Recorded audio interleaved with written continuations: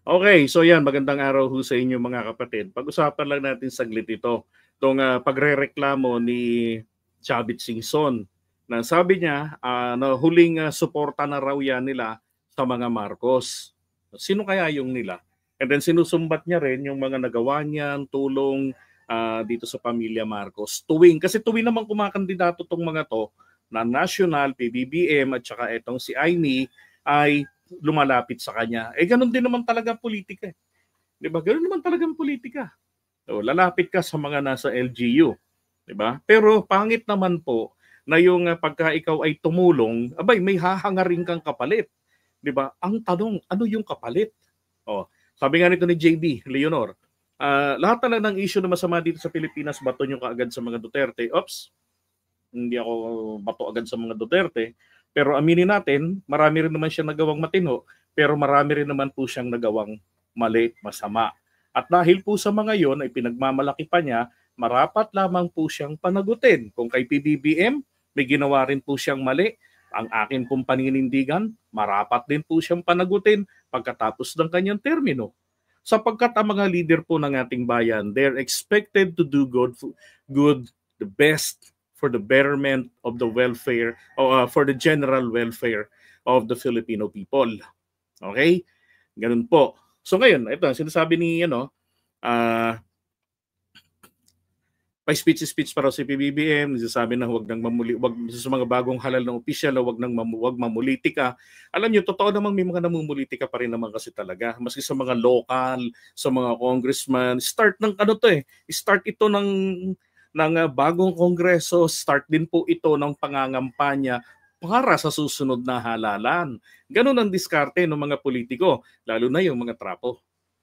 Babakbakan yung mga target nilang, yung mga karibal nila, papahiyain nila, konting kibot, bubutasan nila. Buti sana kung may makitang butas. Ang mahirap, bumubutas sila ng sarili nilang gawa. Di ba? Ayun, sabi pa, kaya pala siyang urig na gumagawa. Nga, paki-specify, ano ba yung ginawa ni PBBM na pamumulitika? Okay? Yan. Kaya hindi talaga mapagkakatiwalaan ng amo mo. Manood kasi, napanood ko na yan, yung kay Chavit Singson, kung gaano manggagamit ang amo mo, walang utang na loob, pati Singson nabudol niya, nag-isip-isip kayo mga troll farm. Okay, first, hindi ako taga-troll farm, independent vlogger ako, kaya kahit nga Pangulong BBM, kaya kong pitikin eh. Oh, maging si dating Pangulong Duterte nung nakasuporta ako sa kanya nung panahon niya, pinipitik ko rin yan. Samantalang yung ibang kapwa ko mga vloggers na nakasupport sa admin, Diyos ko po, takot na takot at baka mabawasan ng viewers. Ako, hindi ho ako takot. Pag mali, pero pagka tama po, pupurihin natin, papalakpakan. Ganon. So hindi to, kay Chavit Singson, hindi ho ako believe dyan kay Chavit Singson kung tutuusin eh. Dahil yung ibang mga ginawa niya, alam niyo ba nung campaign period ng pagsenador, nagustuhan ko yung kanyang programa na pinapangako niya. Sabi ko nga, sa kanilang lahat ng mga kandidato ng 2025, siya yung nakitaan ko ng napaka-realistic at very progressive. Kung matuloy ang kanyang kandidatura at nanalo siya, napakaganda ng kanyang plano kung tutuparin niya. Diba? Kaya lang, naglaylo siya eh.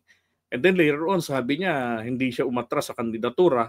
Kaya lang, ganun pa man, hindi po nagtiwala ang taong bayan sa kanya. Okay?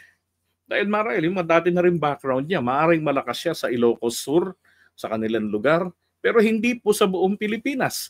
Hindi pa rin po naman nalilimutan ng taong bayan, lalo na ng mga loyalista, ang ginawa niya kay Erap Estrada noon. So, hindi na-impeach si Erap, pero yun ang nagbigay ng dahilan, yung mga pagtataksil niya at nito ni Atong Ang, mga dalawang kaibigan na matalik ni Erap. Di ba? Mga tanggap ng bayan noon, yung mga pagiging mga sugarol nila. Di ba? Ang problema, sila na naghudasan.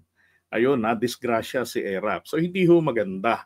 So, ngayon, dito po kay PBBM, the president's, I can say that this is very cautious. Kasi hindi naman talaga tama na, di ba? Papaboran doon nga siya sumasabit eh. Di ba? Na yung mga nag-donate ng kampanya niya, binigyan niya ng mga posisyon, buti sana kung nag-perform lahat, nakatulong para mabago ang buhay ng mga Pilipino, wala nga din naman. 'Di ba? Yung mga na-appoint niya, o di ngayon nagligwak si PBBM ng mga in-appoint niya noon, ni-reset niya yung kanyang administration. Tama lang yun. It's not yet too late, 'di ba? O, para mabago yung kanyang administrasyon. So, kung ganito ng ganito, napapansinin mo, imposible namang simple hi, hello ang tinutukoy rito ni Chavit eh. Oh, ang nakakatakot pa ngayon eh hindi pa natin naririnig. Baka mamaya biglang pangalanan niya nito ni Totoy. Oh, magkaaway na silang dalawa ni Atong Ang. Baka naman si Totoy pangalanan din ito. Yari, di ba? So, yun nga nakapagtataka, bakit biglang umingay? Di ba? Biglang umingay si Chavit. Hindi naman issue ngayon yung hindi na namamansin ng Pangulo pagkatapos ng halalan. Sapagkat yung issue na yun po ay akma lamang sa panahon ng katatapos ng halalan. Tapos hindi napaboran yung ibang mga nakatulong. 'Di ba? So natural may mga maghihimutok. Pero yung ganitong mga issues ang nangyayari tapos biglang may mag-iingay ng ganyan, aba teka muna, masasabi ko po, abangan natin baka mamaya.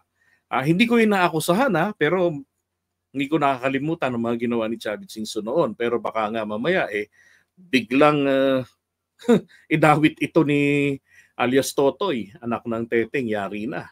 Oh. Sabi, kung di kay Makoy, di siya kung ano siya ngayon. Ang matindi ang mga krisologo. Yeah. So na yun. Si Chavit, hindi naman makamarcos siya. Ang krisologo talagang mga makamarcos. Tama po. Diba? Kaya tumulong siya pero gusto niya may kapalit. Yan. Chavit is untouchable like Atong Ang. Diba? Well, titignan natin ngayon. Sana po hindi siya madawit Hindi siya idawit dahil ako tingin ko rito kay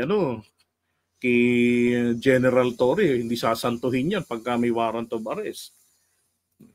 Ano ba si Chavit? Mayaman lang siya. Pero ano bang credibility niya? Tapos titirahin niya si PBBM. Ano bang gusto niya kapalit? Ang tinulungan man niya nung election campaign si PBBM. Mukhang ganun na nga po. Diba? Ayan, mga Pineda, gambling lord rin yan ng Pampanga. Binanggit din po yan ni Chavit. Diba? Yeah, wetting yung ni Chavit ni Atong Ang. Tsaka yung mga pangalan na yan, lumutang yan nung panahon ni Erap sa impeachment. Yeah, wetting yung kay Chavit.